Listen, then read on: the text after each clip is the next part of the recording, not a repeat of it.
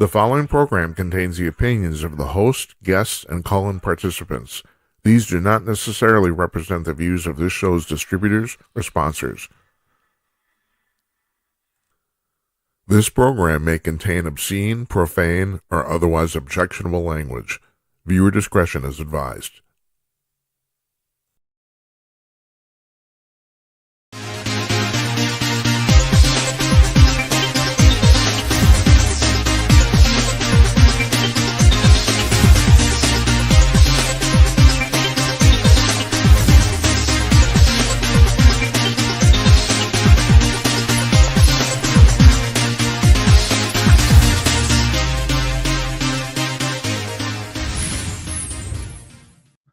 Yes, coming to you cordless, everybody.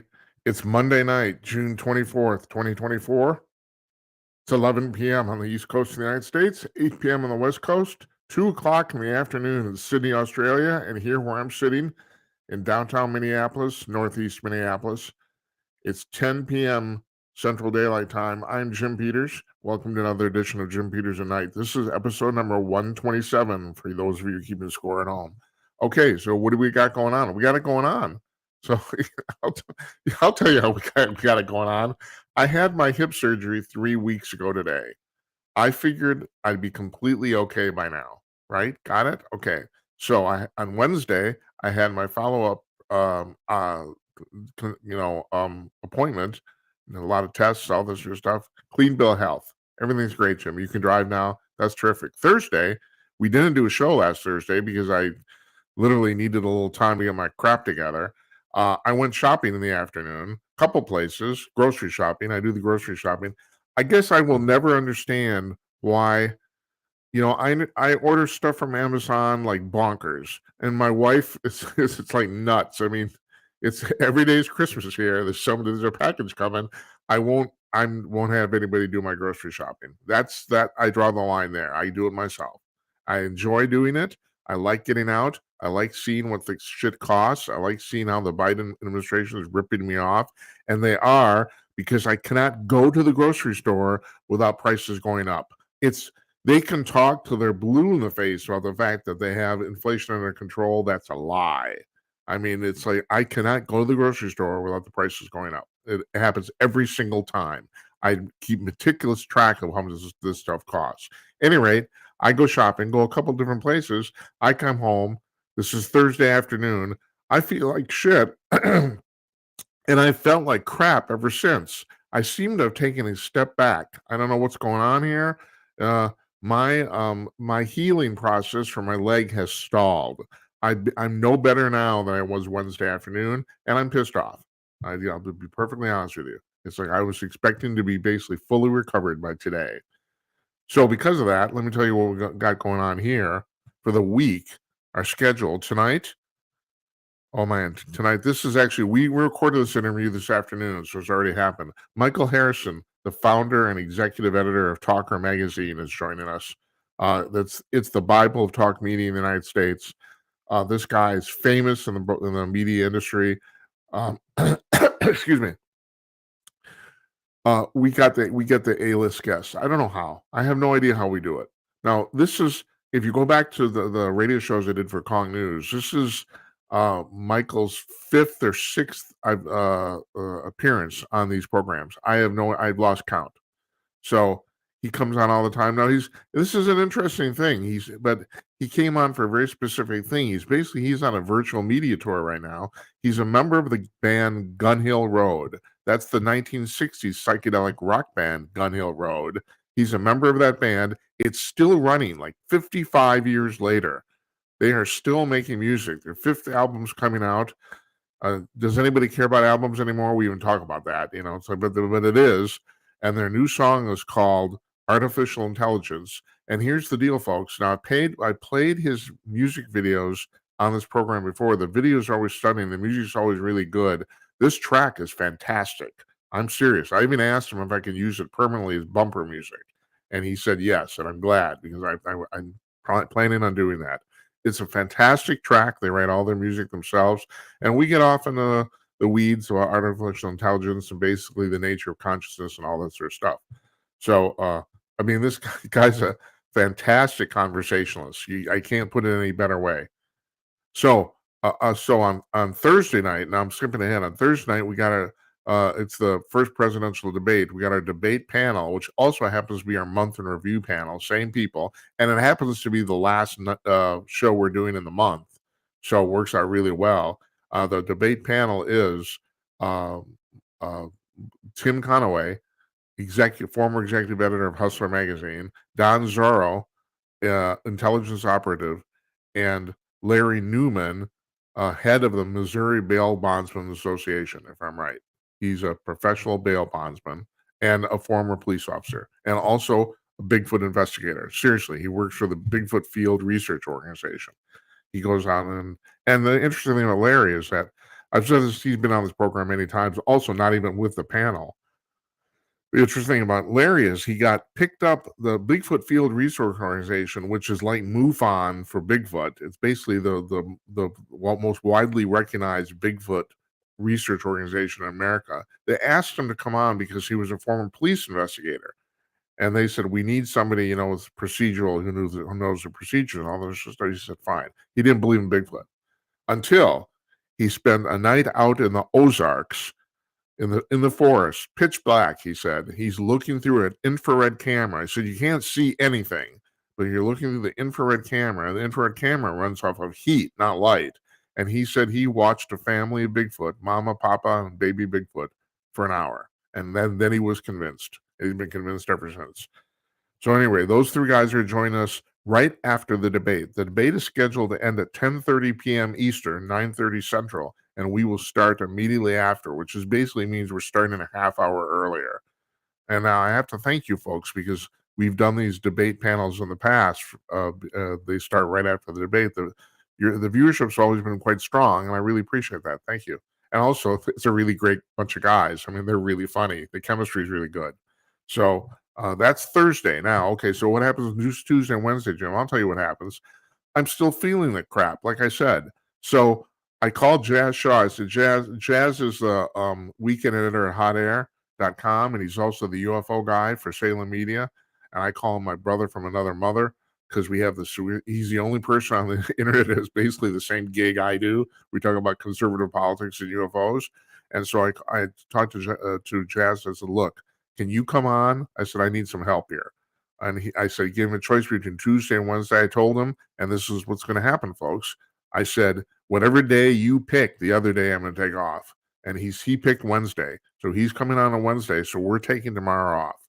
And then the weird thing is next week, first week of July, we're taking off Thursday because it's 4th of July. So we're basically going to go at least a month, maybe 5 weeks now without doing 4 shows in a row. Sorry about that. I don't know what to tell you. I mean, the interview with Michael wiped me out so much this afternoon that I basically napped for like 3 or 4 hours. I'm dragging. I'm dragging and I'm limping. I'm getting really tired of this. So that's our schedule there for the next week or so. That's what we're doing. You can call in tonight, especially during part 3. Part 3 is what most people in the broadcast industry call the C block. I call it part 3 because that's where I started writing on the outlines. So that's what it is now. It's part 3. You can call during part 3. I got some UFO news for part 3. Don't want to miss that. Stick around. Interview with Michael is fantastic, just fantastic. Talking about a bunch of stuff, and I just want to, for those of you who have never called into the show with your webcam before, he had trouble with his desktop computer. We did the whole thing on his iPhone. It actually worked out quite well. You'll see that. So you can call in. There's 3 ways to call in. You see the little ticker on the bottom? I replaced the banner with the ticker because it takes up less space on the screen and doesn't end up going over people's faces. So there's the information here. There's 3 ways you can call in. You can call in with your webcam, and you go to a web page on your device, whatever it is, whether you're on a tablet, iPhone, Android phone, doesn't matter. You go to the web page, jimatnight.com/call. There's a giant blue button at the top of that page. You push the button, you go to a preview screen, you get to check your camera and mic, get the crap out of your teeth, comb your hair, all this sort of stuff. You push join at the bottom, you're in the queue. It's simple. It's David from San Francisco, one of our very first callers. He said it was harder to find our website than it was to actually call in, and he's right. It is.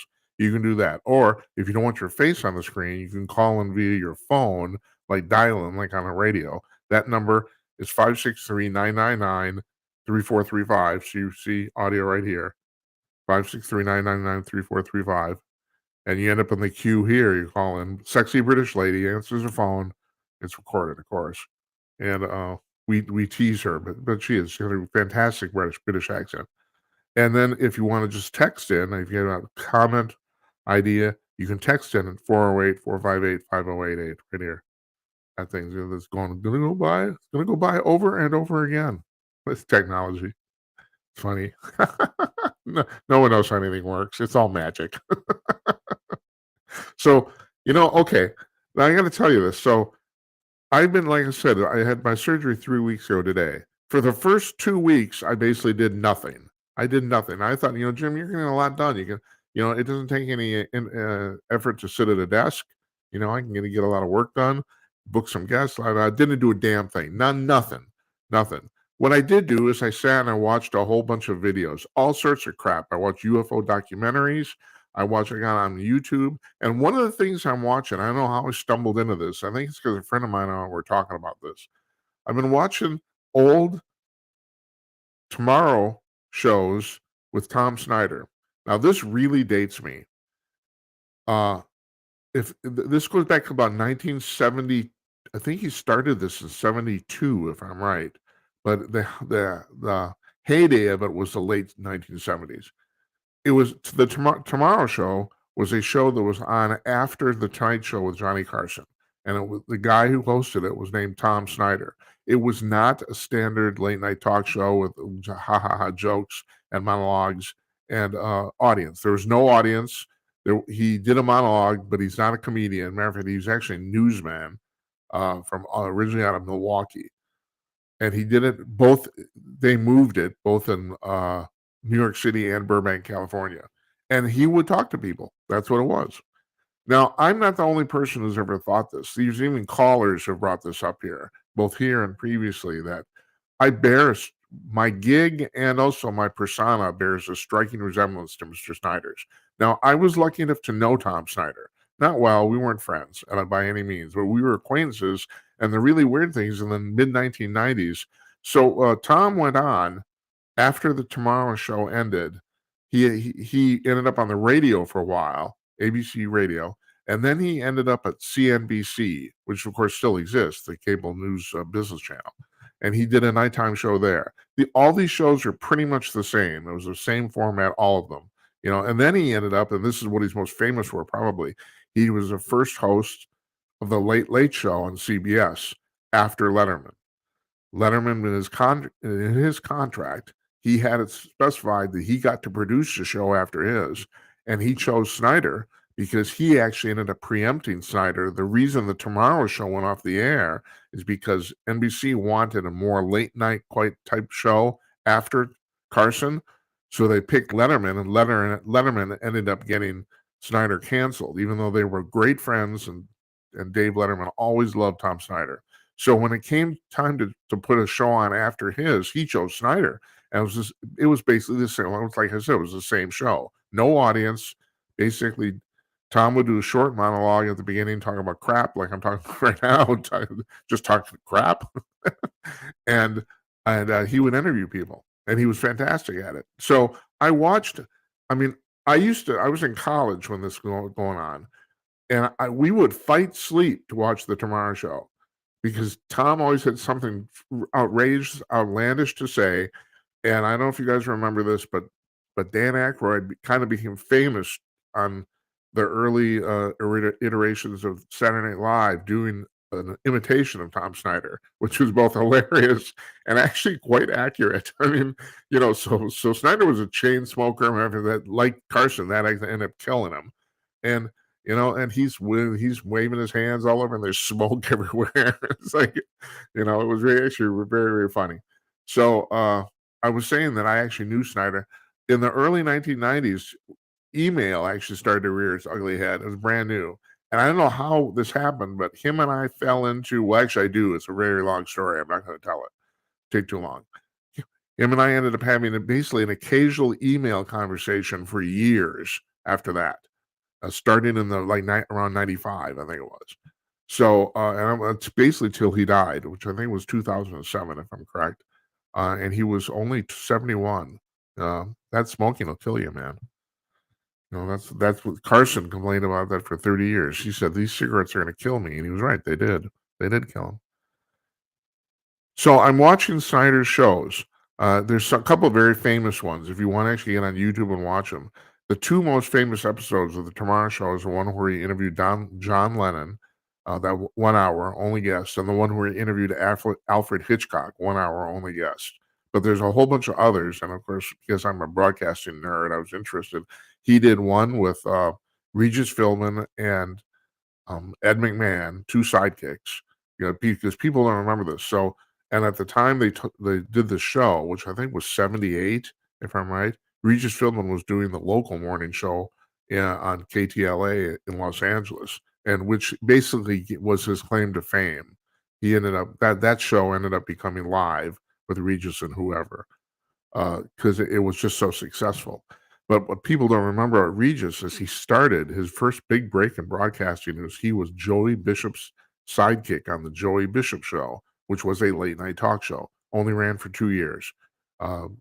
Joey burnt out, and he couldn't compete with Carson. Nobody could except Arsenio Hall, amazingly. And I have no offense to Arsenio, I don't think he's particularly good at it, but it was a whole generational thing. So we got the two sidekicks there. Then I watched another episode with announcers. It was Don Lewis from the Jack Benny program, George Fenneman from You Bet Your Life, Groucho Marx, and a couple other guys. One guy I never heard of at all. The other guys, I can't remember his name. He's pretty well known. And so I watched them, and I'm watching these shows. And the only reason I'm bringing this up is because, like I said, even people have called in and said I know I bear a resemblance to Tom Snyder. But I watched these shows, and the resemblance was so unnerving, I had to stop watching them. I have to admit, it's like kind of like looking at myself in the mirror. I mean, he's a nerd and a dork, and I'm a nerd and a dork, and I'm completely used to seeing myself on camera now. I mean, I've been doing this in various guises since I was a teenager.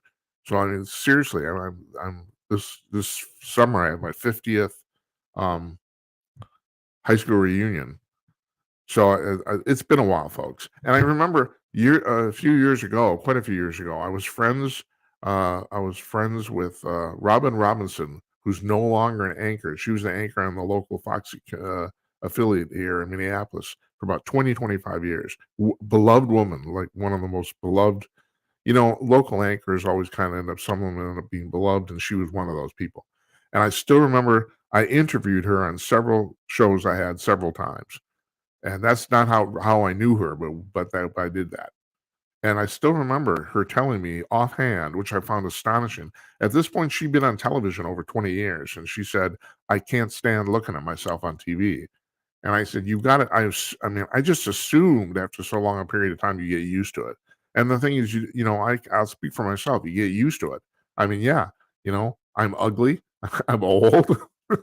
The only good thing I can say about myself is I have a pretty good voice, and I have a voice for radio, and there should probably not be a picture here, but we go with the times, that's what we do.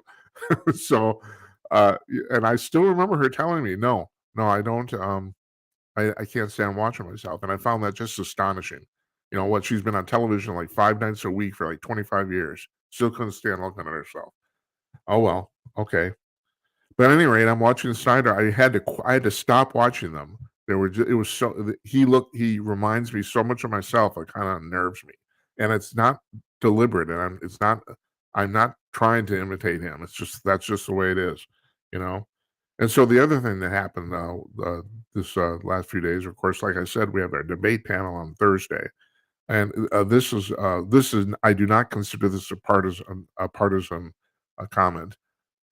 Everyone's going to be turning in on Thursday to see if Joe can make it through. That's basically, as far as I can tell, that's what's going on there. I mean, he's hunkered down at Camp David. They're practicing. Everyone says the rules favor him. I don't know if that's true. First of all, I don't know who came up with the rule that they were standing for 90 minutes. There's that, and also, the fact that they have notes aren't allowed. So now, Bill O'Reilly's pointed this out. That is, everyone says, well, they're going to give him an earpiece. No, if they gave him an earpiece, CNN would be done. And also, that's another thing too. And I've gone on and on about this on this show about CNN's ratings. They've gone down even more. I mean, it's these people are just scraping the bottom of the barrel. It's unbelievable. It's like the last I saw um their primetime viewership was averaging about 400,000 people. Primetime. That's, in other words, the best viewership they have. In their viewership in what's called the demo, which is people 25 to 54, is 80,000 people. They're going to go out of business. If this continues, they're going to go out of business. I mean, they can't, even with carriage fees, they can't justify this. Nobody's watching. If you watch the show before, I've said this before, in cable news, or actually in any cable television period, anything under 1 million people is considered zero. And they're not even hitting 500,000, not even close. The ratings just keep going down and down and down. So, O'Reilly's right. If Joe got caught using an earpiece, it would literally probably put CNN out of business. Now, that said, I assume they're going to slip the questions, or some of them, to Joe ahead of time. I just assume that because everyone in the Democratic Party is in cahoots. So, and they hate Donald Trump. They do. Just today, this made the news. I don't know if it's worthy of repeating, but one of Trump's public spokespeople, PR people, was on CNN, and she was talking about the fact how biased Jake Tapper, one of the moderators, is toward Trump, and they cut her off. They literally just cut the mic off and cut her feed because I think it's Casey Hunt is the woman who's running that interview. She said, "I'm not going to let people insult my colleagues." But then again, Jake Tapper has on the air more than once compared Trump to Hitler. So it's like, I don't know. She might have a point. I don't know if someone points at you and says, you're Hitler. I don't know. Whatever. Anyway, everyone's going to be tuning in to see if Joe can make it through. They are obviously going to pump some cocktail substance into Joe's buttle region, and in the past, he's been good for about 45 minutes. I mean, if you watch this, Jeff Meyer and I've talked about this extensively. If you watched all the State of the Union debates going back to 2020, all these major speeches, he's good for about 20 minutes, 45 minutes, and then he starts to fade. So this is 90 minutes. There's going to be 2 commercial breaks where they will be able to relax, but they won't be able to sit down. It's also, the rules stipulate that no staff members can come on or approach the stage, and they can't have any notes. And I don't think Joe can do it. I don't think he can get through without some major flub. I don't. And I'm not talking about a minor flub. I mean, hell, I assume even Trump will make a minor flub. I'm talking about a major flub, where the point where he starts talking, he's unintelligible, or he says something that's completely out of left field, or something like that. We'll see. It's going to be kind of fascinating. So I shouldn't say this, but Conaway writes me back today. We're planning um, the panel, and he says, "Do I actually have to watch the debate?" Yeah, I think you do. At least, yeah, you got to watch the debate. Oh my God! All right, folks. So, okay, we're gonna play our interview with Michael Harrison here. You're gonna love this. No, first, no, I'm sorry. We're not gonna do that. First, we're gonna do our commercial. God, I almost forgot. Don't want to do this. This is right here. This is the real-time front page of Conk News at conk.com. Now, I used to work for Conk News. I was proud of my association there. Conk News is a news aggregator. So they take news from 75 different news sources. Every 3 hours, their servers go out and fetch that news, those articles, and then automatically lay them out on the front page here, on the front page of Conk News, so that for your enjoyment. So the stories are arranged in chronological order, regardless of the source. And most places, most news anchors you go to, you get a top 10 list from like CNN. You get a top 10 list from, I don't know, Fox News, whatever, that sort of thing. No, these are all mixed together based on the time they were posted. So the newest stories are at the top. Doesn't matter where they're from. You can't see it here, or you can, and I can't point to it. On the bottom left corner, there's little icons. Those icons are the logos of the news sources that article's from. Matter of fact, if you click the icon, you go to the front page. But if you click on a headline or a photo, you go directly to that article. The headlines are from the articles directly. The photos are from the articles directly. And there's no interstitial pages or ads, ad in betweens or any of that sort of thing. You click on an article, you go right to the front page. It's the closest thing to an online newspaper you ever find. Now, I was proud to be a part of this organization, and I still use this daily. It's fantastic. It's a fantastic, if you're a news junkie, it's just a fantastic resource. So, and like I said, it changes every 3 hours. You can go there at 10 o'clock in the morning, check them out, a bunch of stories. There's enough stories here. I'm not going to scroll down because it just goofs up the display here. But there's enough stories here if you read a reasonable number of them to keep you occupied for 2 or 3 hours. And you come back 5 hours later, and most of them at the top of the page are different. So, start all over again. It's an enormous time waster. And you don't have to register, and you don't have to subscribe, and you don't have to pay. It's completely free. You go to conk.com, CONK.com, conk.com, and you can check that out. There you go. That's our story. We're sticking to it. I want to thank them. Oh, by the way, if you notice, my picture's on the front page there, and that's because they sponsor the show. That's the reason. That's very nice. So we're going to go to our interview right now with Michael Harrison, and we'll be back.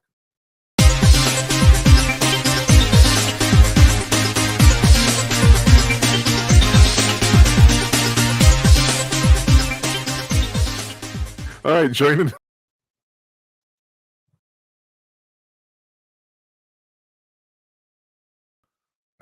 What did I do? Joining us from his home in Springfield, Massachusetts. It's a lovely and talented Michael Harrison. All right, I gotta let me give you a big build up here. right. Michael Harrison is the grand poobah of talk media in the United States. That's what I call him because he is. He's a founder and executive editor of Talker Magazine. He founded the album-oriented rock format in the 1970s, which just completely blew up everything. And you're a really good-looking man. That too. Oh my Okay. I was thinking about this while I was sitting and waiting for you. So, okay, so you invented AOR, and that was what year you're talking about? 72? Yeah, AOR happened over an evolution. I actually called it AOR around 1973 or 4, and it spread like wildfire. Basically, AOR was a term that I invented, album-oriented rock, to describe what was then called progressive rock or FM album rock or underground rock or acid rock radio, none of which were very popular among the advertising agencies who Right, thought right. hippy dippy anti-establishment radio. So we sort of put this sheen of respectability because the big adult format in those days was MOR, middle of the Of the road. road, yeah. Created AOR, which was album oriented rock. And it was a blend of some of the more free spirited, artsy, political, talky elements that progressive rock was known for, but it employed audience research. It played the favorite hits. It didn't go for obscurity for obscurity's purposes. It employed some of the techniques that other formats in radio had used to be able to get ratings and to be able to transition to generating revenue. And it caught on like wildfire. And I did it. I programmed it. I was a DJ. I did a talk show on an AOR station. I was the managing editor of Radio and Records at that time, so I wrote about it to the industry. And for a long time, that was my claim to fame in the industry, was being a pioneer in the AOR field. And So today, am I wrong? Am I wrong about this? About the fact that I was under the impression that a lot of the philosophy behind it is that you guys played album cuts, but not necessarily the hits off the albums per se, right? That was part of it, but we made our own hits. Right. What it was that I became acutely aware that the people that listened to progressive rock radio knew what songs they liked from the albums. The album at that time, not anymore. The whole thing's turned around. But then the album was the primary unit of measurement in terms of rock fans. They would buy an album and they'd listen to all the tracks. Right. So if you're going to let the record company A&R department program your station, you're only going to play the one that they release as a single, based on the old notion of top 40 radio that only one hit could happen at a time. Yeah. And we knew that there were 4 or 5 tracks on albums that were all big favorites among our listeners, regardless of whether they were singles. So we started calling them tracks. And I invented they're simple terms, top tracks radio, as opposed to top 40. And we became the source for the industry, we meaning Radio and Records, where I was managing editor. And then I started my own trade publication called Good Phone Weekly, which specialized in that type of thing. And then I wound up selling Good Phone Weekly to Billboard and bringing my top tracks chart with me. And it spread throughout the whole industry. The idea that you can research albums and play many tracks from the new Fleetwood Mac album or the new Supertramp album, or even as far back to the White Album by the Beatles, when what's the single? Nobody knew what the single was because there was so many great tracks on it. And that became a standard unit of measurement. There was top 40 radio and there was AOR radio. AOR used the tracks as the unit of measurement. Top 40 still was looking for that hit single. So by the time they played a hit single on top 40 radio, the song was 6 months old. Yeah. Here's a new one from Fleetwood Mac, when the album had been out for months. It was a whole different mentality about music. AOR was infinitely hipper in terms of the listenership, and especially the rock aficionados. And it took over. It became, there are no more top 40 stations. I mean, there was CHR radio, contemporary hit radio, which also grew out of R&R in those days. The top 40 department said, hey, Harrison's got his format, AOR. Let's turn top 40 into something that sounds cool. So they made CHR. And so CHR was designed by the top 40 department at R&R to keep up with the AOR department. This is all back in the 70s. What amazes me is how many years these terms, they still are used. They still yeah, they are. And you hear AOR, there aren't really any more AOR stations. Fred Jacobs, the consultant, invented something called classic rock. And that became the modern version of AOR, based on the premise that, okay, let's find the most popular of all time tracks from album rock radio, and let's not play anything new anymore. Let's end it there. So yeah. If Fleetwood Mac comes out with a new album, they had been in the studio for 10, 15 years a while back, and they came out with a new album. No, classic rock stations wouldn't play it, but they'll still play, Go Your Own Way. Over the years, music radio lost its way. It lost its way, and it gave up its franchise on personalities, and it gave up its ownership. It gave up its ownership of the music culture in America, which now is elsewhere, if there even is a music culture at this point that can be compared to what we used to do back in the 50s, 60s, 70s, and 80s into the 90s in terms of the relationship between music and radio. Well, Michael, do you think that this stuff, music now on the radio, is overly researched? Do you think they've researched it to death? I think they've under-researched it. I don't think they have any connection to it. I think that they look at music on the radio today as wallpaper. Huh. They just plug in whatever the hits are within that field. And then they have these fields that are, adult contemporary. What does that mean? It's amazing how behind the times. country music and country radio are the closest thing that you can find out there in terms of the radio and record industry synergy, symbiotic relationship and paradigm. Bunch of fancy words, but you get my drift. The closest thing to what was going on back in the days of AOR, CHR, and Top 40 when they were applicable terms is in country. That still exists today. Most contemporary music today is influenced by hip hop. The hip hop music has gone so mainstream that it no longer is a isolated, specifically targeted segment of the culture. It's been co-opted by the mainstream as well. So right now, music, radio, and how it's distributed is in terrible need of new categorization. There's nobody categorizing it anymore. They're still using old terms. They're still using terms that don't quite apply. And I don't spend that much time thinking about it. I'm aware of it, but my focus at this point for years now has been in talk media. And I think that's where the action is in terms of being connected to the culture.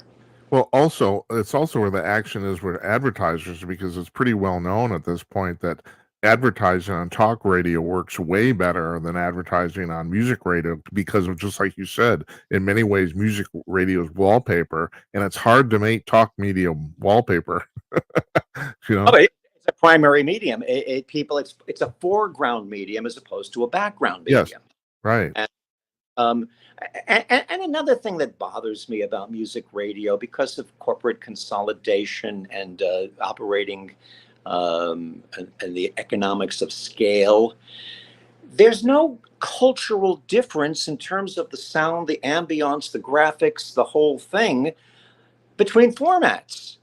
They'll have a country station, an adult contemporary station, a CHR station, a classic rock station, all with the same website design. Yeah, right. And then when you listen to them, they have the same announcers.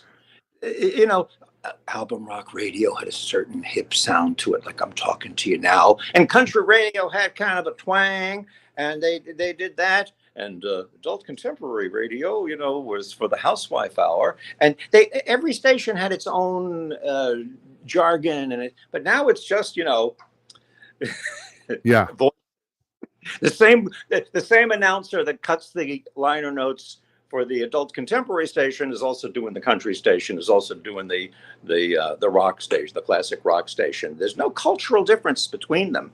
So that's all part of how corporate radio does a lot of good things. And there's also a reason why the economics of scale is such that for radio to have survived, it needed to do something in terms of consolidation. But the price it's paid has been to lose ownership of the music culture being the primary place where music discovery took place. Mm-hmm. Now, talk radio, news talk radio, does have a certain amount of ownership of the political culture. It shares it with a lot of the other talk media platforms that it spawned, namely cable news talk television, which wouldn't be if it weren't for talk radio's success back in the late 80s and throughout the 90s. Absolutely. You wouldn't have Fox News Channel. You wouldn't have MSNBC, CNBC, CNN doing talk shows, whereas when they started, there was just straight anchor newscasts. Yeah. Opinion has become popular in that thing we call news due to talk radio.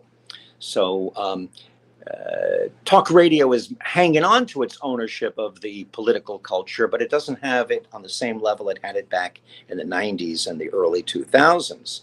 Sports talk radio has a similar situation in terms of the sports culture in America. It has a large but partial ownership of the sports culture in America, and it shares it with a lot of the platforms that sports radio spawned: ESPN, Fox Sports, NBC Sports. I can go on and on. So there's a radio is fighting for its ownership of cultures. That's really what it comes down to. And because platforms are all melding together, like your platform here, what is this? Is this a radio show with a video? Who knows? Exactly. Who Yeah. knows? We've talked about this before. This doesn't really have a name yet. It's like kind Well, of sort of. nobody's naming anything anymore. That's what I said before. We used to sit around naming things. Yeah. You Whatever. came up with the best name I've heard for this so far, and that is, would you call it video talk? That's what you said it was. And I think that's probably the best I've heard. Yeah, So, it's a video talk show. yes. You're not competing with the Jimmy Kimmel. You're No. not competing with the big time 20 writers, 20 staff writers working all day. So a guy who's very facile with the camera and the microphone and a large audience could come out and sound like a genius. Yeah. And do a 7-minute monologue that'll play on YouTube the next day. This is much more akin to a talk radio show. It's spontaneous. You don't have a staff of writers. It's your commentary. It's your opinion, the views of the guest, and hopefully, like I hope right now, this conversation is interesting to someone, somewhere. If one person is watching this and they're going, wow, far out, this is cool, I'm happy. I mean, I'd rather that 100 people or 1,000 people. If we're going to get to the millions, then we're going to suddenly be faced with a genre-bending situation. That's correct. That's right. However, I can't see anybody not finding you interesting, but that's just me. So now watch this. Watch this, Michael. I'm going to segue now. Oh, I'm sorry. Go ahead. And I never take it for granted that anybody finds me interesting. I think that one of the most important things anybody can do if they're going to play in the media game, and I've been in it since Marconi, well, sort of, is you can't phone it in. You can't say, well, it's me, I'm on. Hey, No. let me tell you what happened on the way to the station. No, none of that That's stuff. true. To be prepared, you've got to make every second count because it's a noisy world and the competition is everywhere. Absolutely. Now do your segue. I'm sorry. And you have to forgive me. I just realized that we have a thing here. When I talk, you cut out. So I got to make certain I don't talk over you. Our mutual friend, Heather Cohen, who I met last year, not at the Talkers Convention this year because I wasn't there last year. And she said something during one of the panel discussions, and I really, really take this to heart. And that is, if you do what I do, you can't, how did she put it? It's like you have to be prepared. Don't get on YouTube or don't get on Twitter. Don't blow your, it's just prepare your freaking show. I mean, it's like I spend a lot of time doing this. I don't post on Twitter. I don't post on social media other than the show itself, which posts automatically. My thing is, if you want to know what I think, watch the damn show. It's like, that's my thing. Now, what I was going to say, though, is watch me segue to this, and that is your band. Okay. So now you're one of the 4 members of Gun Hill Road. Gun Hill Road has been around since the 1960s, right?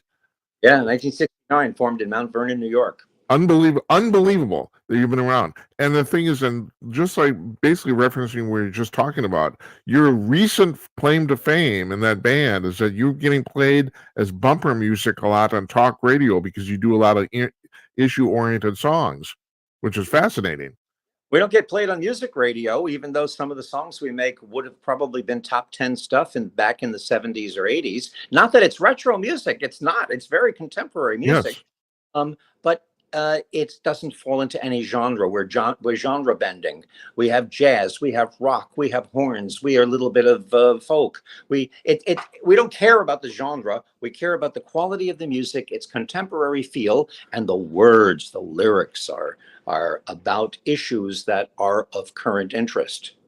Well, I think this is the 4th or 5th music video of yours that I played, and I don't know if you saw the email I sent you a couple days ago. This is a really, really great track.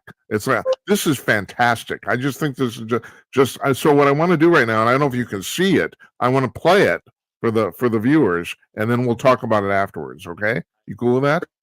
I think that's wonderful, and I'm greatly appreciative that you're sharing it with your viewers. Okay, here we go.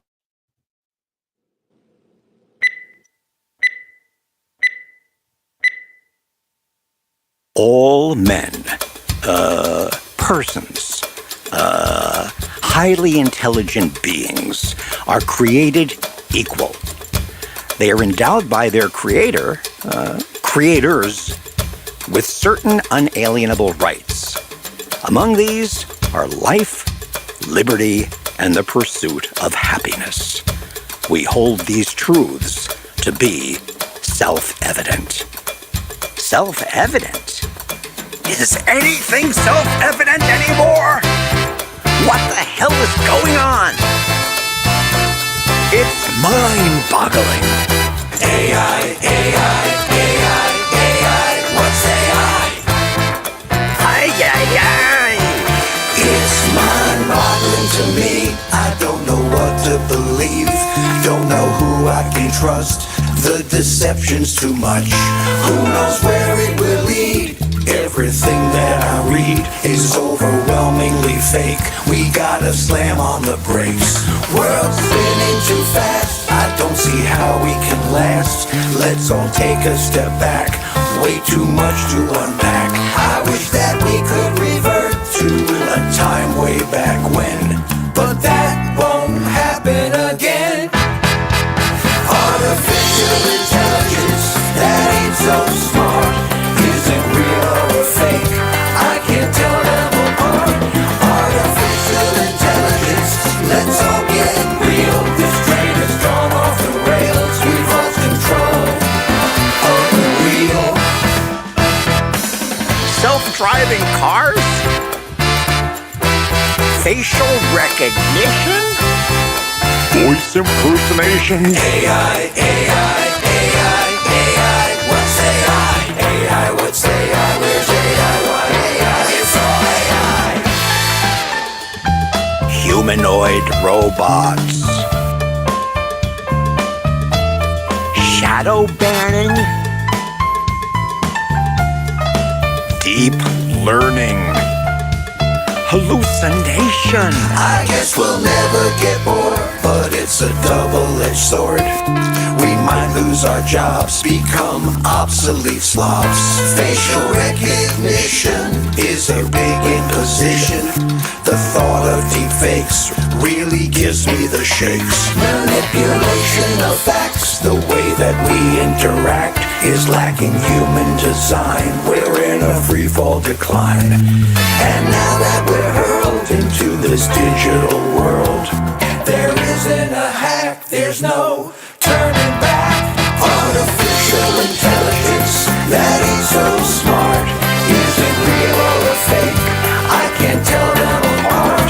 Artificial intelligence, let's all get real. This train has gone off the rails. We've lost control of the wheel. Cognitive computing. Large language model. Big data. AI, AI, AI, AI, what's AI? AI, AI, AI, AI, what's AI? AI, what's AI? Where's AI? That's AI. It's all AI. AI, what's AI? Where's AI? Why AI? Ay, ay, ay.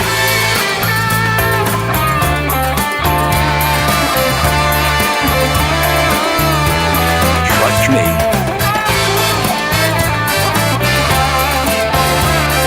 You can't trust anyone.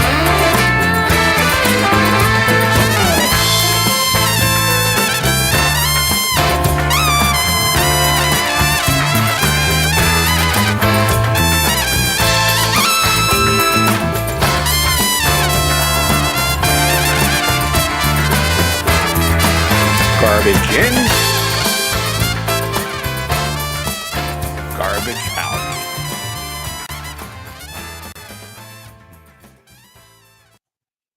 That's fantastic. You guys should be so damn proud of that. That is just absolute kick-ass. We're having so much fun. Jim, it's just a blessing to be able to do it. You know, we're not making any money, but we are definitely making friends. It's Hey, so let me ask you, what is the modus operandi within your band? Do you write lyrics first? Does someone run off and write the lyrics? Like, how did this come together? Great question. We're a four-man collaborative effort. We can't even remember sometimes who wrote what because we do it all together. It's up and back, up and back. I don't play an instrument, so I do a lot of singing, and I'm an idea man. I come up with a lot of the ideas, and I write some of the lyrics. My people that know me know my fingerprints all over it, but I'm with three other pretty talented, pretty bright guys who have been around the block and are accomplished musicians and accomplished in other fields of endeavor. And so the answer to your question is we are a collaboration. We have no individual lead singer. We all do different turns singing lead. We also have a harmonic sound. Interestingly, I was the lead singer in this. My voice is front, but I'm backed up by the other three. And we had a female in there. And the female who joined us as a guest singer, speaker. I'm still a talker. As a guest singer is Bibi Farber, who is the daughter of the late Barry Farber, who is a legendary talk show host, mostly. But I know that as a student of the medium, you probably have heard of him and know his work. And Bibi is a singer, so we're really a talk radio band, which is amazing when you think about it. And you're probably the only one too, so you got that wrapped up. Yeah, we own the niche. Most other radio bands that are geared toward radio stations are parody bands. These songs are not parodies. A parody is when you take an existing song and you make new lyrics. Yeah. And you use karaoke tracks or things. People say, where'd you get the tracks to that? I mean, where'd we get the tracks? Those are our horns, those are our guitars, those are our keyboards. We are playing the music and we are singing it. There's nothing computerized about it. However, hold it. Speaking of that, Michael, you know what I noticed in that track? All this AI imagery and all this AI lyrics, and then you got a really, really good analog electric guitar solo. Oh yeah. Yeah. Kind of Santana-esque in this one, that's Right. really, you have animals playing them.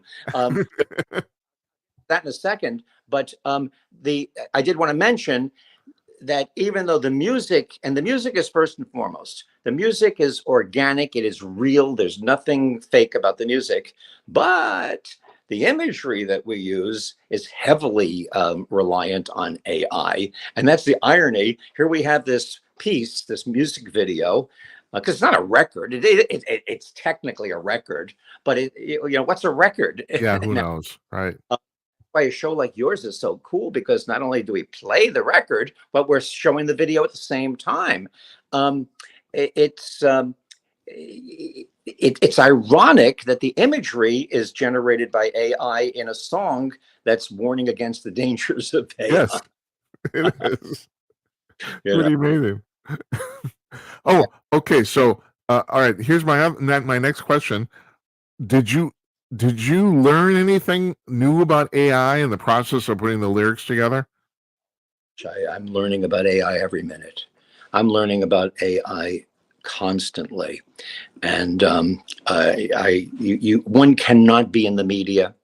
One cannot be in politics. One cannot be in communications. One cannot be involved in anything having to do with sociology, anthropology, anything without AI right now, because AI is a gigantic leap ahead in what was already a rapidly evolving digital era.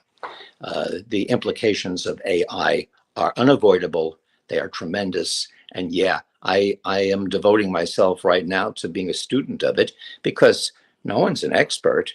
As a matter of fact, I interviewed Kim Komando the other day, who's one of the leading experts on technology, and she's saying that the manufacturers, the creators of AI, have done a disservice to the public by putting it out there and making it so readily available without teaching people how to use it.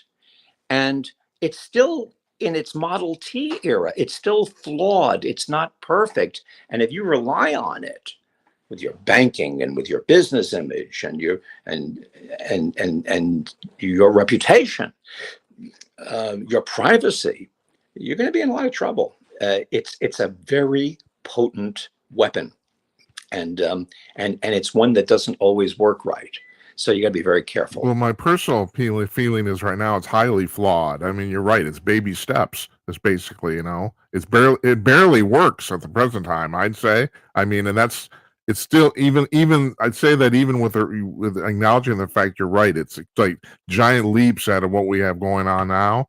But I mean, in 30 years, it's going to be just scary. And that's actually one of the next thing I want to ask you. So in your research or in your the way your thinking is evolving, and I was going to say in 25 words or less, but it's a talk show, so we can talk.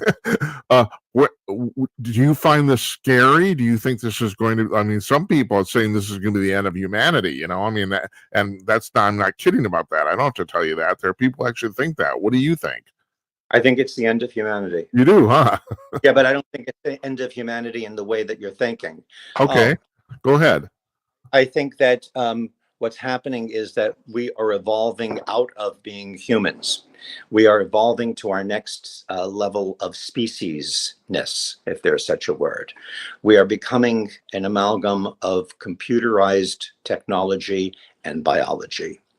And as a result, whereas today we're preoccupied with whether you're a Democrat or a Republican, whether you're American or Russian, whether you are a male or a female, whether you are white or black, Jew or a Christian, rich or poor. In just a few short years, the main division that living beings, remember the beginning of it, all men are persons, intelligent beings are created equal. We're going to be in two categories: people that are old school humans and people that are new school homo technicus, homo technos, whatever. So hold it. Would you say this is the difference between people who have the implant and people who don't? People who have implants and people who don't. People whose biology is over that line and where they have tremendous capabilities of intelligence and just thinking muscles to be able to excel, and where people who don't have access to that technology will be left behind. So like people have asked me, do you think that it's going to become an issue that robots want to be human? Like Data in Star Trek, or every time they've ever made a movie, Bicentennial Man with Robin Williams, of the robot that wants to be human. It's going to be the opposite. It's going to be the human that wants to be a robot.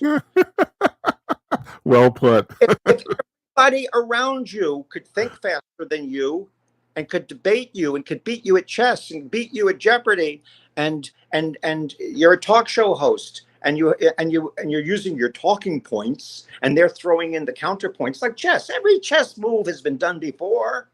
It's a matter of remembering them all and then applying them. Well, what is debate in today's world? It's every talking point, and then you apply them, and then there's the counter talking point. And if you're on the left or if you're on the right, you use that set of talking points. And that's, the computer can do it instantly and have access to Google and all of the other database related factoids that are out there. And you're still trying to think, like, what's the word I'm looking for? Yeah, right. That's right. It would be an imbecile. Wouldn't you then want to be like all the other robots?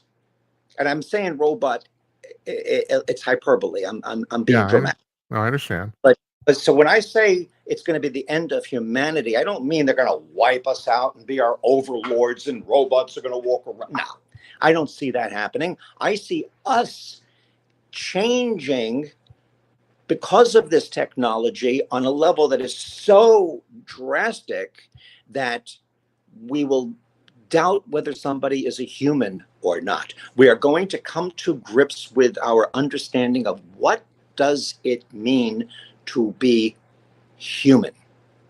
So let me run this by you. What does it mean to be sentient? I was thinking about this, preparing for talking to you today. So you know about the Turing test? Does that ring a bell to you? No. Okay, so a guy named Alan Turing, scientist in the 1960s, he came up with the Turing test, and the Turing test was if you talk to a computer, and at that time, of course, you could only type, and the computer typed back.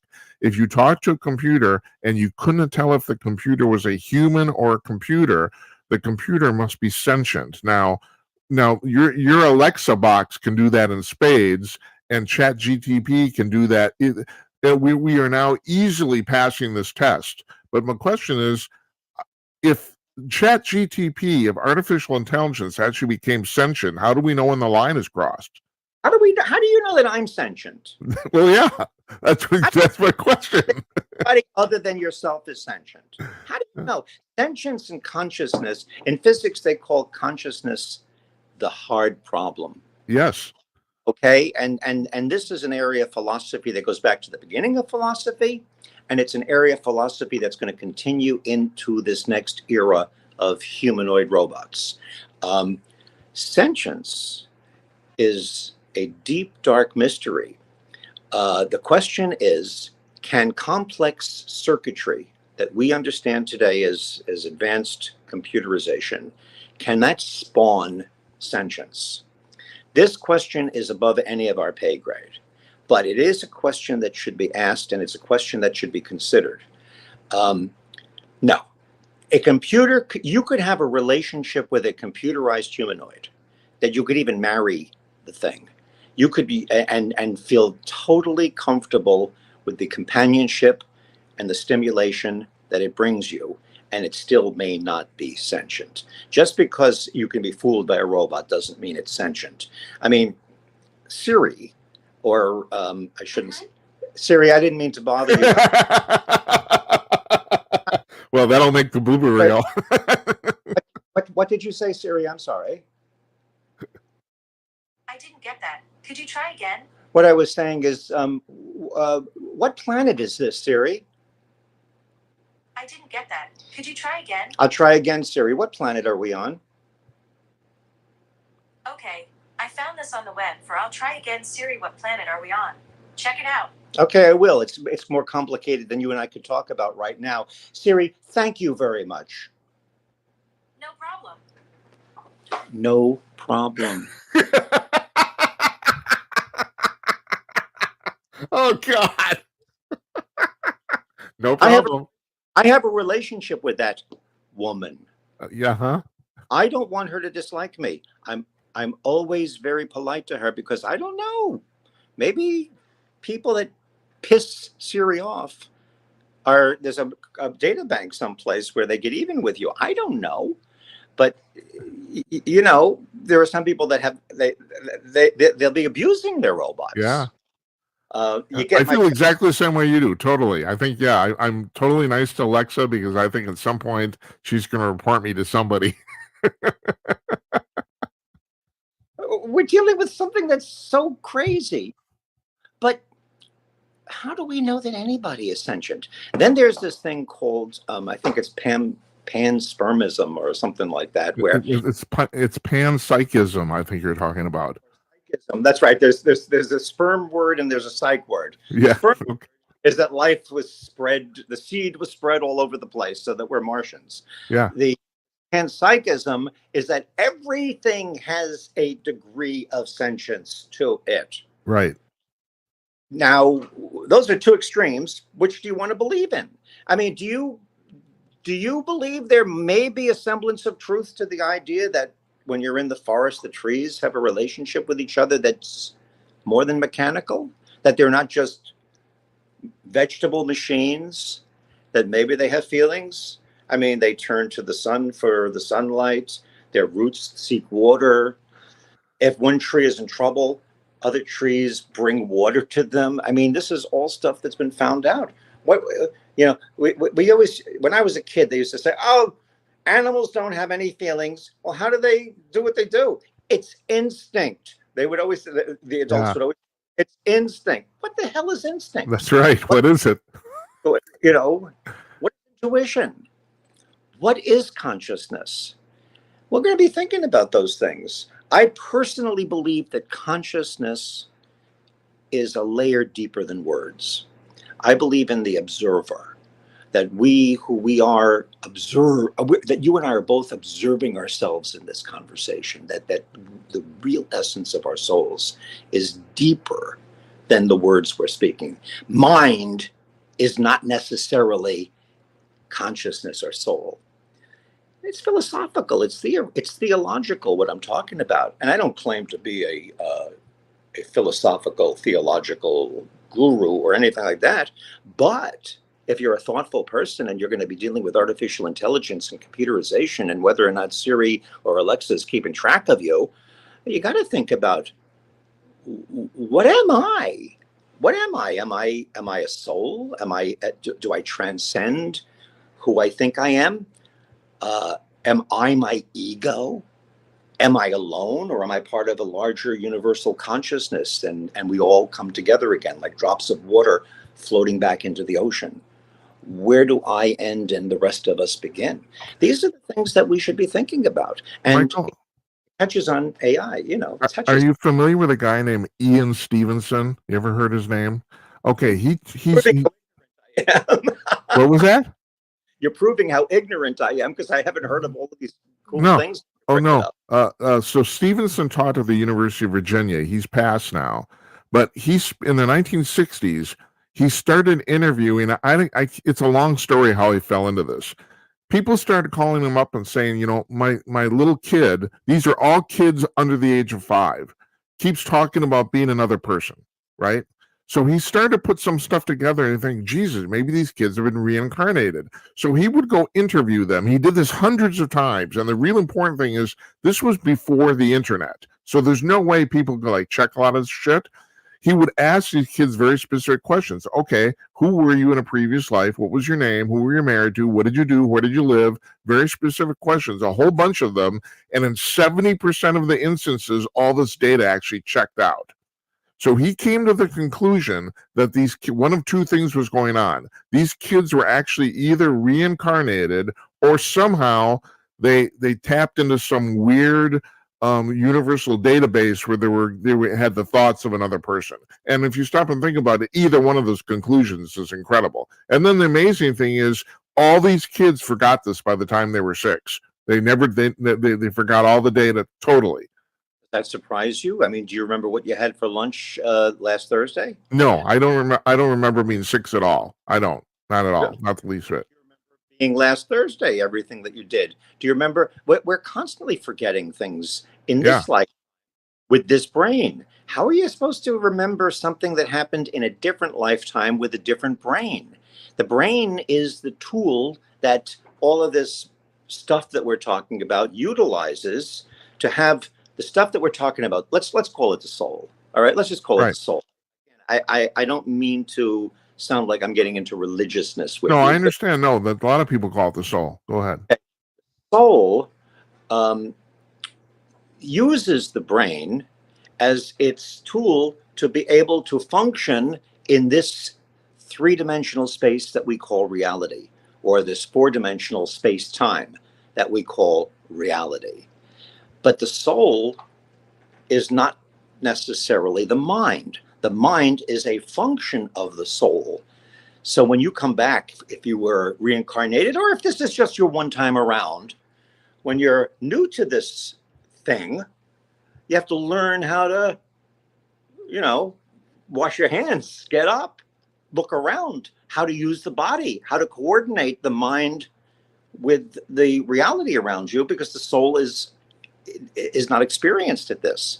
Some philosophers believe that the reason we all have these seemingly individual lives, that we're really part of like a godhead, which is Hinduism, where we're all the same consciousness, and ultimately that consciousness is God. And again, I use the word God as the force behind the universe, not in a religious sense. Right, okay? right. Terms that we understand, that God has created all of these different points of view and all of these different egos for his or her or their or its own amusement.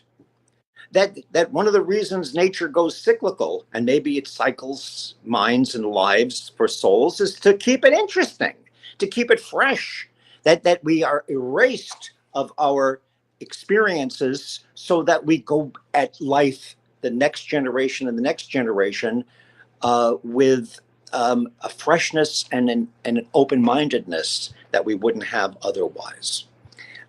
It keeps it moving in the right direction.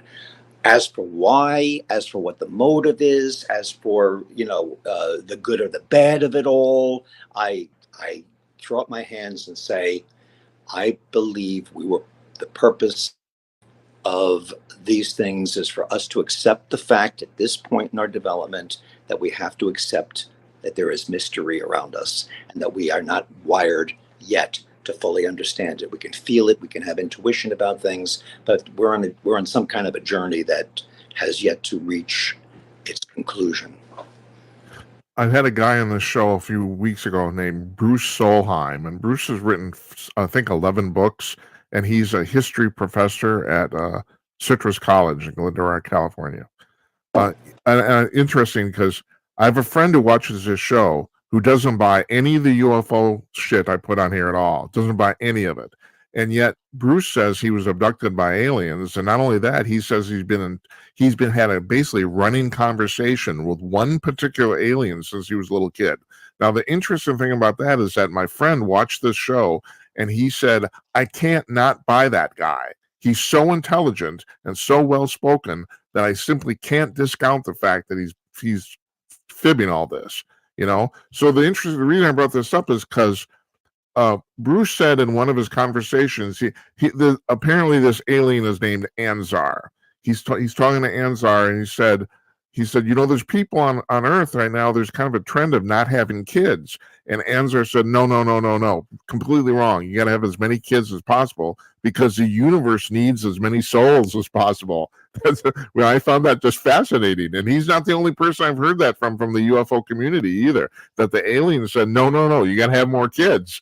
It's because the universe needs more souls. I don't know. That's possible. These are all interesting interpretations. My gut feeling to that is that the souls already exist. The universe needs more bodies to the souls to fill. Right. I suppose that's right. You probably just more eloquently said, I think, what I was trying to say. I don't think necessarily that my soul or your soul was created when you were born. Right. That's the whole point.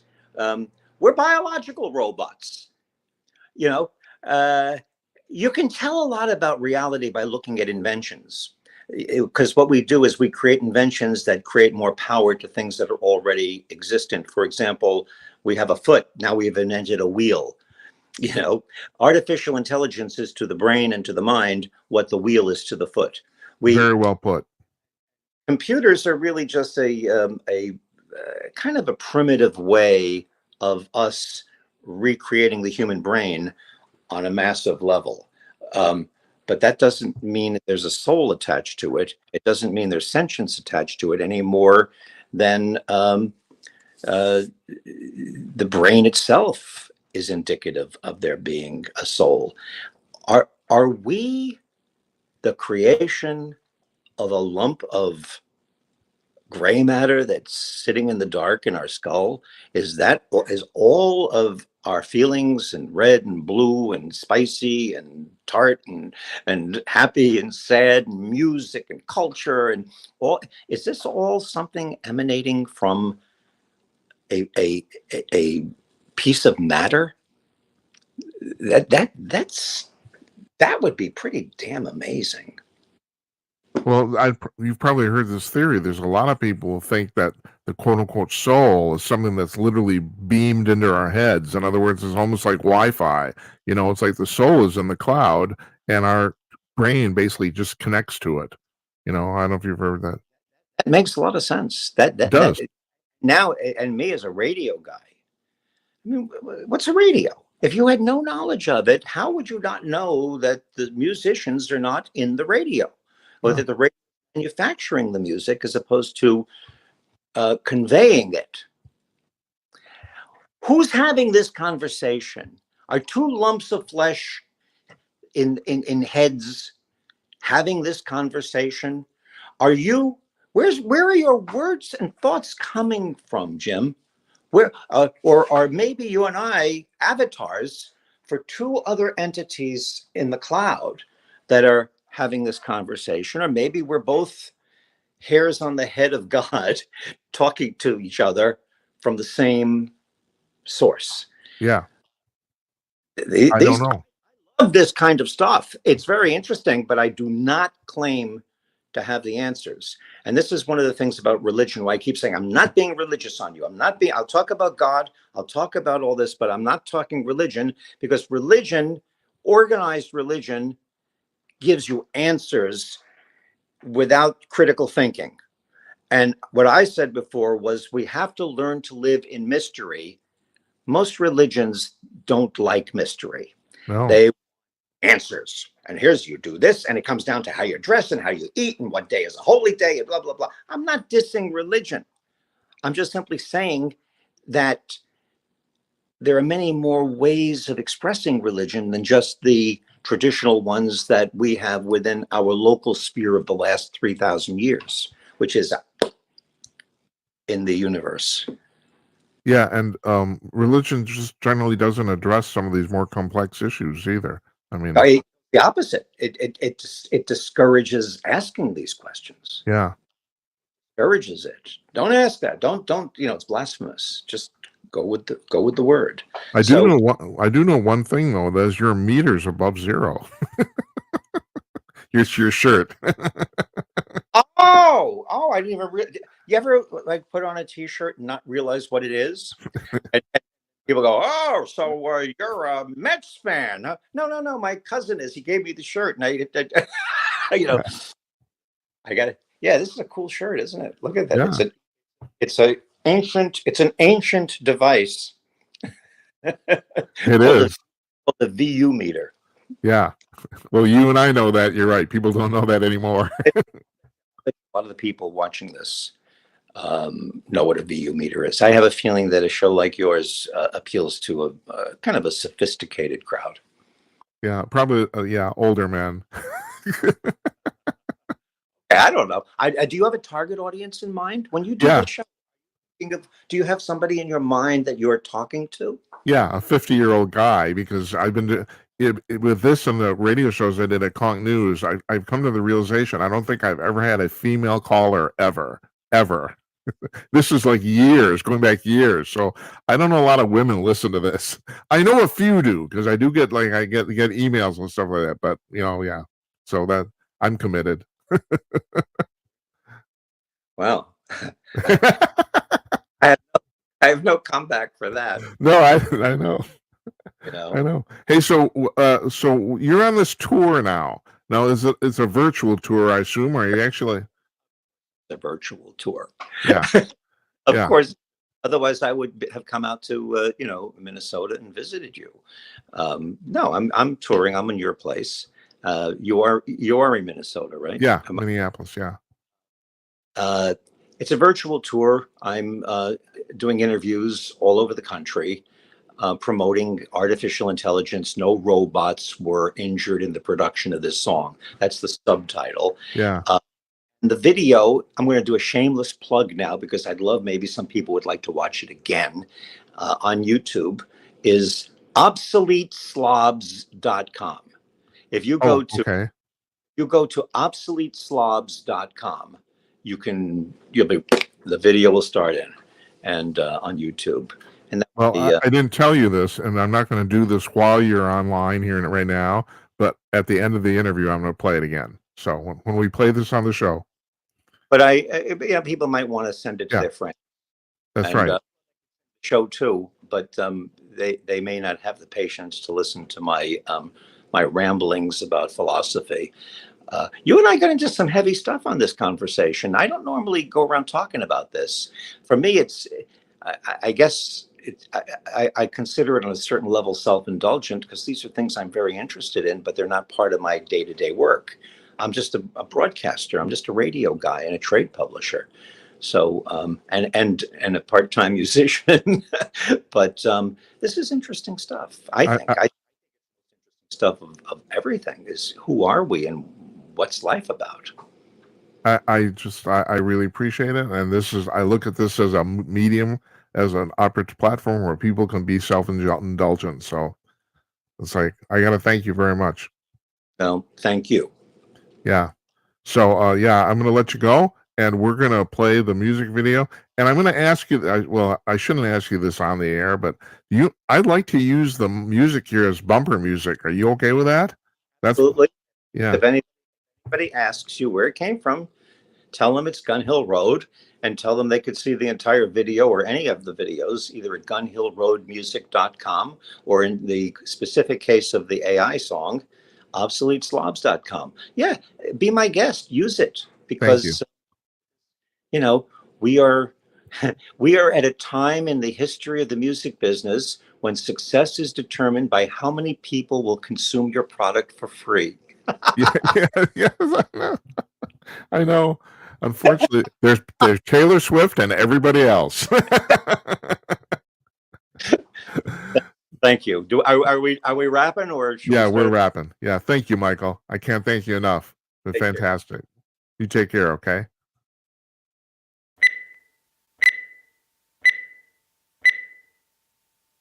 All men, persons, highly intelligent beings are created equal. They are endowed by their creator, creators, with certain unalienable rights. Among these are life, liberty, and the pursuit of happiness. We hold these truths to be self-evident. Self-evident? Is anything self-evident anymore? What the hell is going on? It's mind-boggling. AI, AI, AI, AI, what's AI? Ay, ay, ay. It's mind-boggling to me. I don't know what to believe. Don't know who I can trust. The deception's too much. Who knows where it will lead? Everything that I read is overwhelmingly fake. We gotta slam on the brakes. World's spinning too fast. I don't see how we can last. Let's all take a step back. Way too much to unpack. I wish that we could revert to a time way back when, but that won't happen again. Artificial intelligence that ain't so smart. Is it real or fake? I can't tell them apart.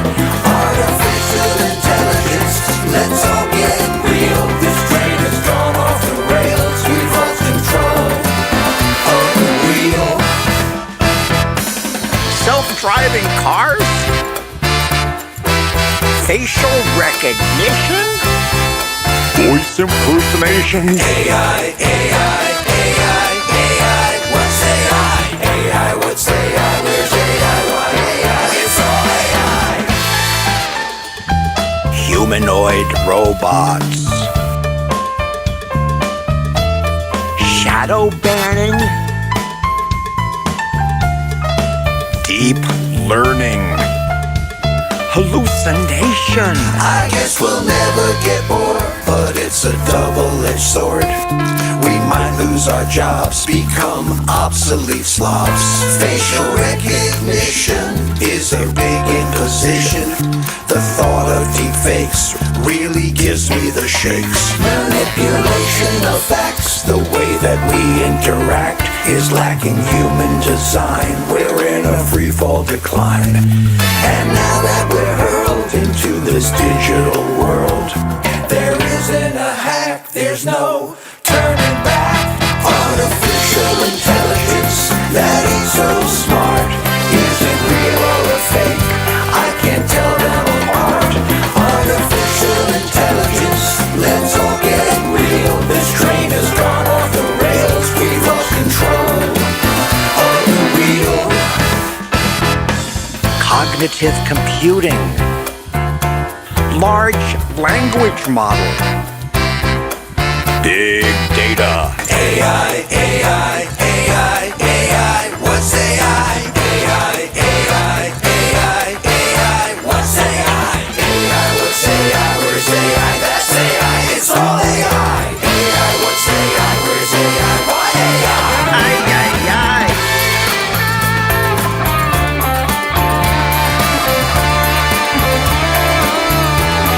Trust me,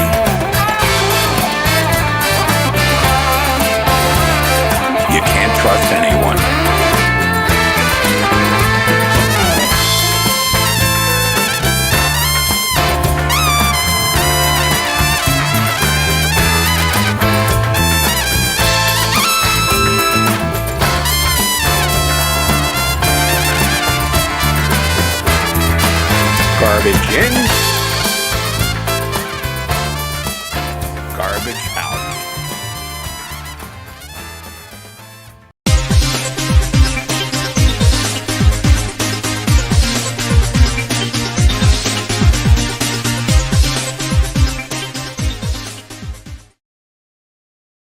That was Artificial Intelligence, a song by Gun Hill Road, and that was Michael Harrison.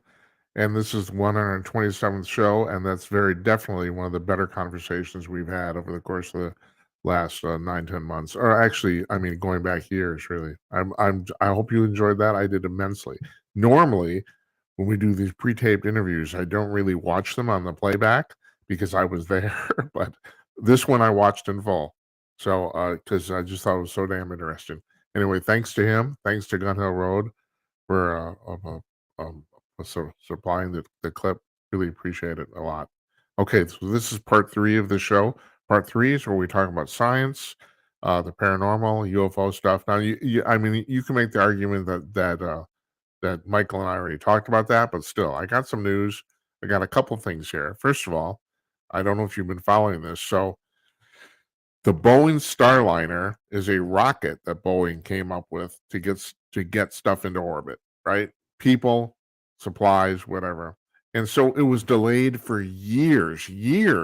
They couldn't get this thing off. Then they put the thing on the pad at Cape Canaveral, put a couple of astronauts in the capsule. They're going to go to the International Space Station. That got delayed, I think, twice. I think at one point they came down to within 5 seconds of launching the thing, and they pulled the launch. So these, my friend said, "Can you imagine what it's like to be those two guys up there? This thing hasn't worked forever." Wow, you're going to risk our life on a piece of garbage. Well, no, it turns out, so they finally did launch the thing, and it worked out fine. They got to the International Space Station, and now they're stuck there. Not really, temporarily, because they're having so many problems with the damn capsule for reentry. They don't want to leave yet.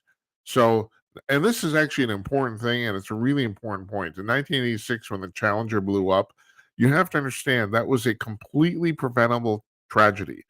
They launched that space shuttle under the recommended conditions, which was the temperature was supposed to be at least 40 degrees. It was 37 at launch.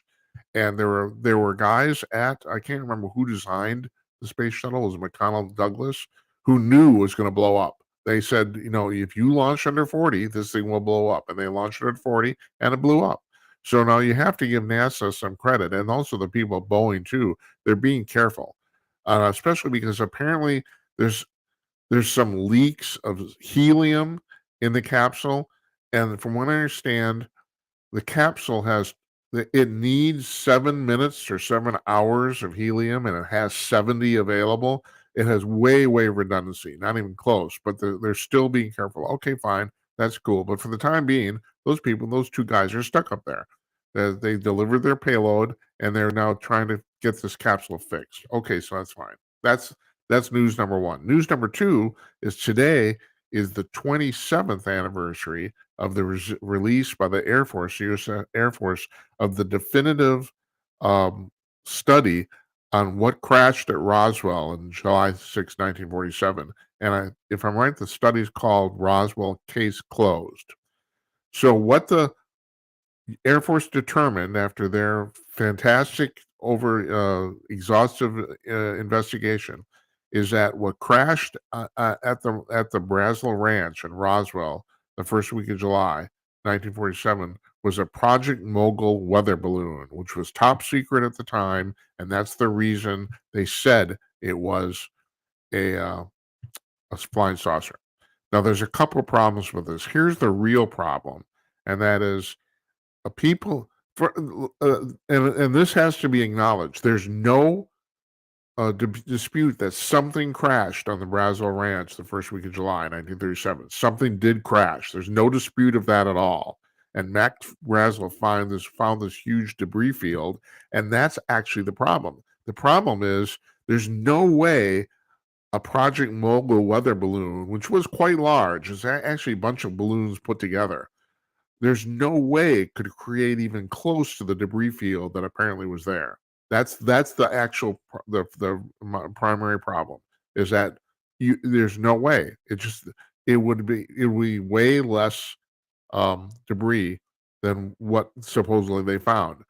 And the other thing is Jesse Marcel, who's one of the primary witnesses here, who went to his grave, went to his deathbed, insisting that whatever crashed there was not of human manufacture. He and another guy the guy's name is kind of lost to history, but the problem with the other guy is that he was the intelligence, one of the intelligence officers on the base. He's the only person, basically the only person, like 300 witnesses, who's ever gone against the prevailing narrative and said, no, it was a weather balloon.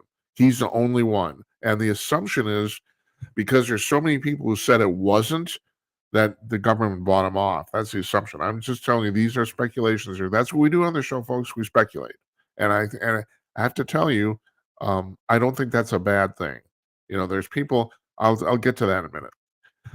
So the primary people who have investigated the Roswell incident are a guy named Kevin Randle, Don Schmitt, and Stanton Friedman. Stanton died about 6 years ago, if I'm right. And we had one of his co-writers, one of his cohorts, Kathleen Martin, was on the show a couple months ago.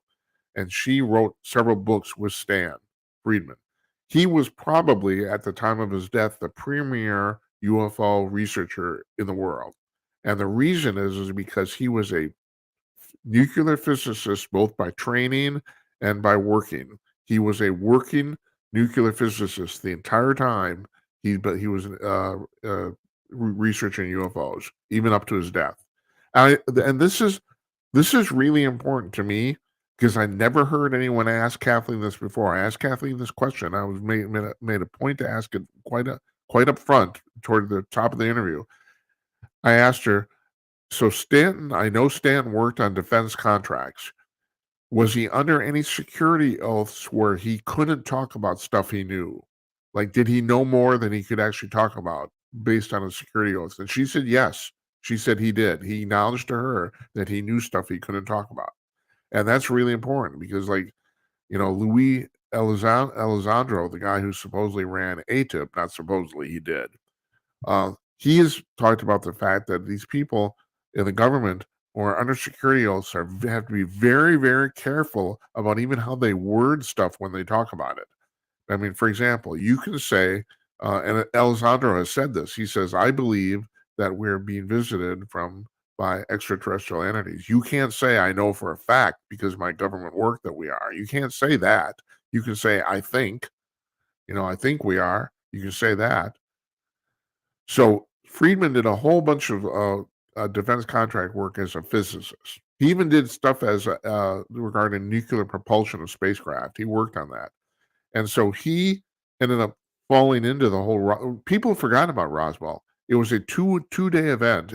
It made worldwide attention in July 1947. It made worldwide attention, and it was basically forgotten about the next day because the Army put out a press release saying we have a flying saucer. And this is the other thing, too. The Air Force account disputes that, but that's bullshit. They said they did not put out the press release. No, they didn't. They put out a press release that's saying we had a flying saucer, and the next day they put out another and said, no, we're sorry, it's just a weather balloon. So Stan just kind of stumbled into this in the late 1970s, if I'm right, because somebody said, you should talk to this Jesse Marcel guy. He says that this UFO crashed near Roswell, New Mexico. And so he did, and they did, and there's too much. Let me put it this way. Something definitely crashed. It wasn't a Project Mogul weather balloon. If I had to put betting money on, odds on, it was an extraterrestrial spacecraft. But I'm not positive of that. And there's a minority of researchers who say no, it was another top secret American project. And I can actually buy that. It wasn't a Mogul weather balloon. That's bullshit. It wasn't. But I could buy the fact that it was a top secret aircraft. I could.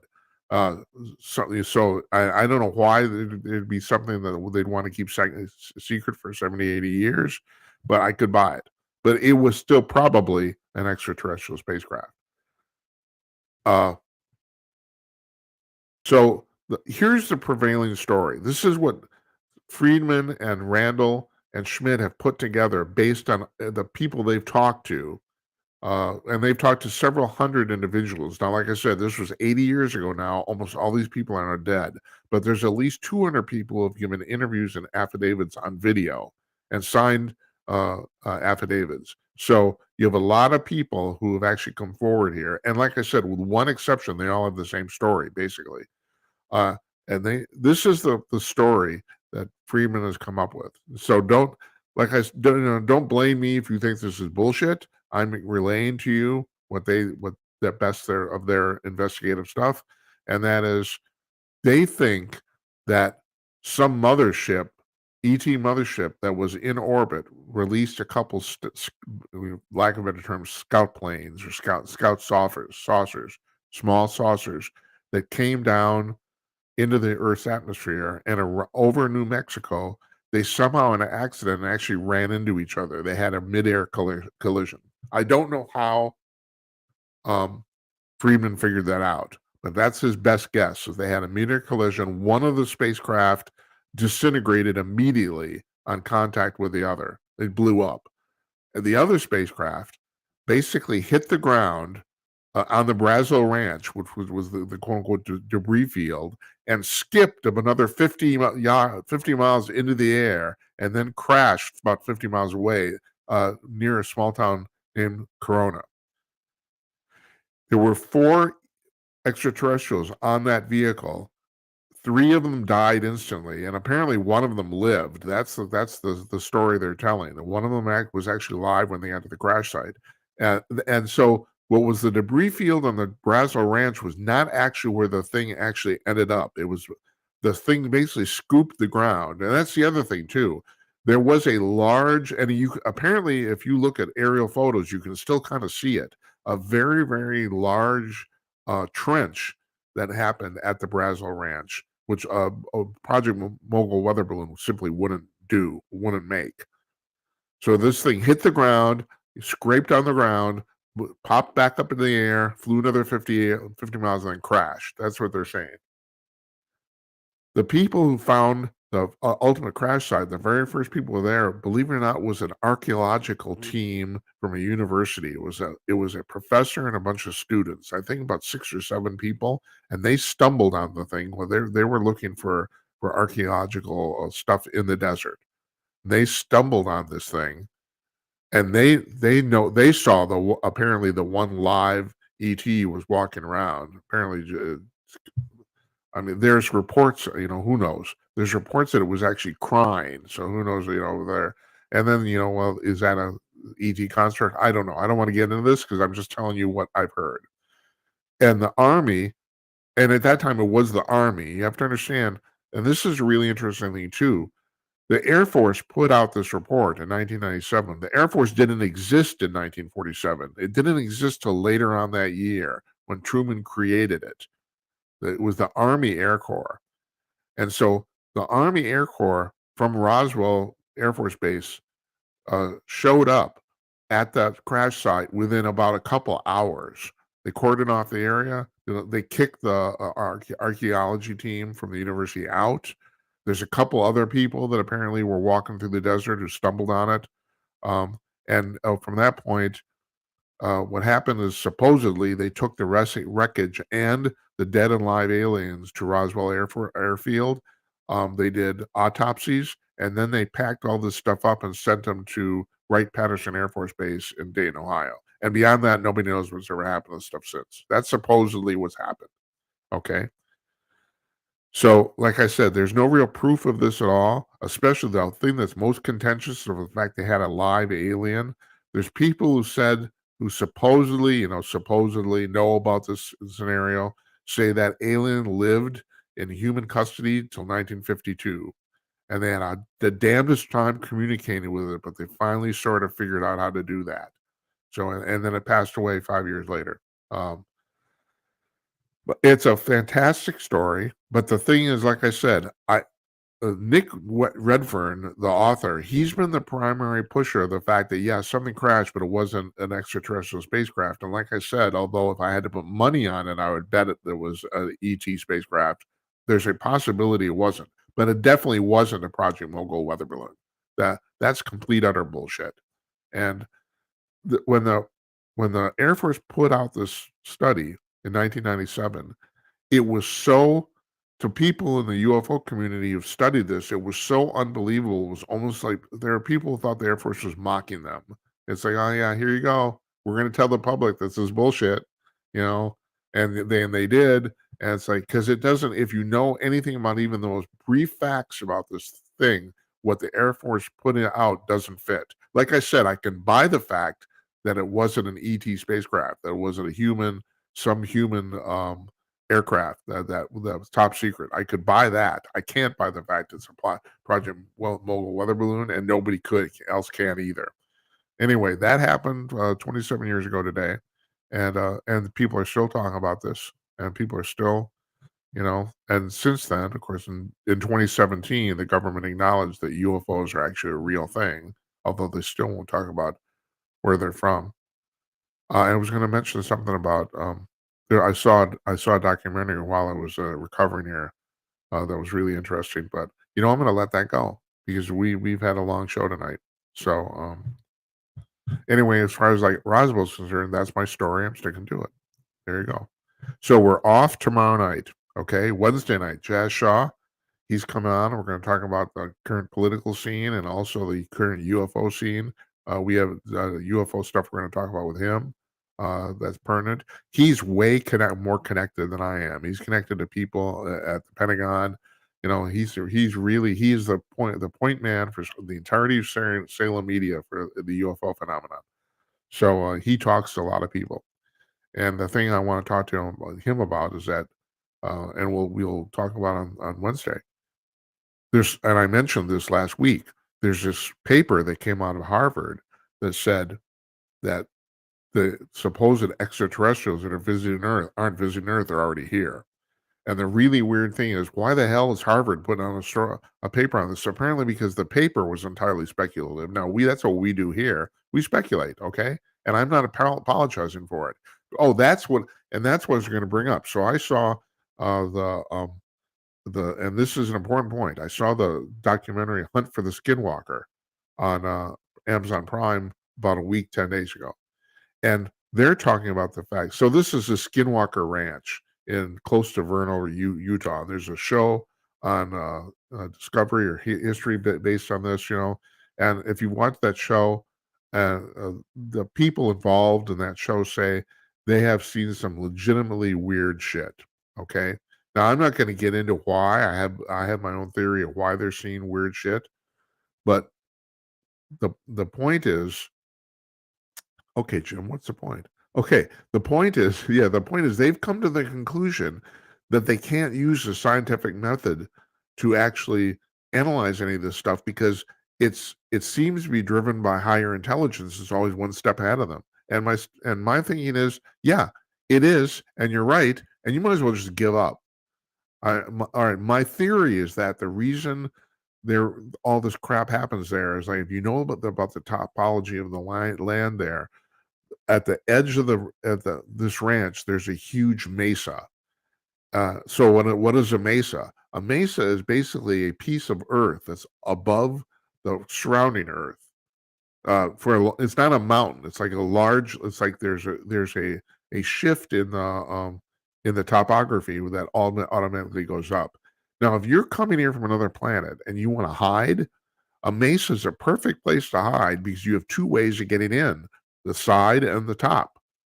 And that alone, I mean, it's just like basic shit to me, So if you're, if you have a base in the mesa and then you're fucking with all these people because their technology is so primitive compared to ours, and it is, and so, they're talking about the fact that all this stuff's happening. And it's like they know they're ones that the entities or the intelligence is working with them or against them is one step ahead of them all the time. It is because it is, and get back to this thing about all technology, like Arthur C. Clarke said, all technology is magic. Yeah, It's magic. They're 10,000 years ahead of us. We don't know what's going on. We don't have a clue. They're hiding in the mesa. Now, supposedly on the show, they have drilled into the mesa and hit metallic objects that they can't go past, supposedly. So I don't know. That's my theory. I'm sticking to it. So, yeah, like I said, Jazz Shaw's coming on Wednesday. He knows a lot more than I do. We'll find out from him. Thursday, debate night. We're starting a half an hour early. That is assuming the debate ends on time. We're going to start at 10:30 Eastern, 9:30 Central. Got the debate panel, Don Zuro, Larry Newman, Tim Conaway, who I'm going to ask to watch the debate. You got to watch the debate, Tim. Sorry, or at least some of it. And next week, we don't have any guest book yet, but we're taking Thursday off. Thursday would be July 4th, which means we will end up going at least 5 weeks, I think, without doing 4 shows, an entire 4-show week, which is terrible. And right now I'm sitting here, and I got to tell you, my leg hurts, and it's pissing me off. So I'm going. Good night, Esperanza. Good night, Uncle Donnie. And good night to you wherever you are. We're taking tomorrow night off. We'll see you on Wednesday with Jazz Shaw. Take care, everybody.